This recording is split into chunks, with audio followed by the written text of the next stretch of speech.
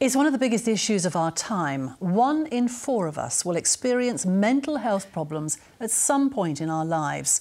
Yet many sufferers still feel stigmatised and unable to ask for help. As part of the BBC's In the Mind season, our reporter Nikki Mitchell has been finding out about the therapeutic benefits of learning a new skill. She's been to Guildford to hear the stories of 2 women whose recovery has centred around them learning upholstery. When it was first put to me about doing upholstery, I immediately thought I wouldn't be able to do it. But you do quickly realise how rewarding it is to think you have actually made something. So it really does just take your mind off of the things that you don't want to be thinking about, really.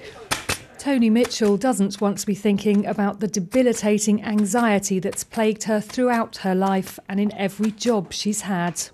I've always felt quite vulnerable because I feel a weak person going to work.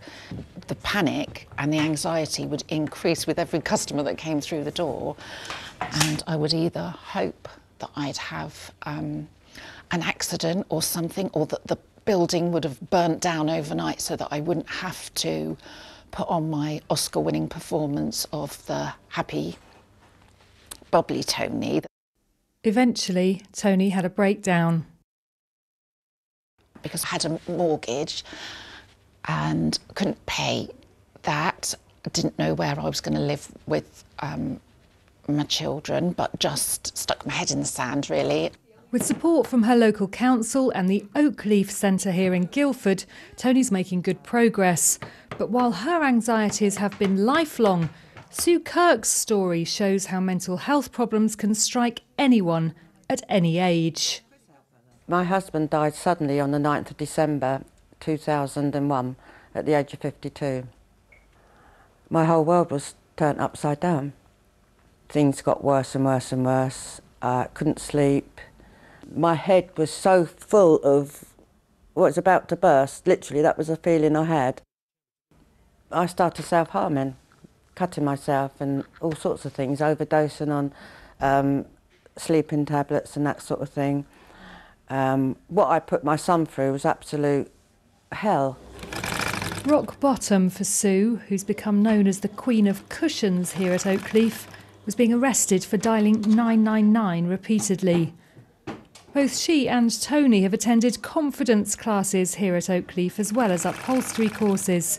The centre also offers fitness, art and horticulture classes and IT training. For some people, going back to work is a very real direction and possibility that they're looking for.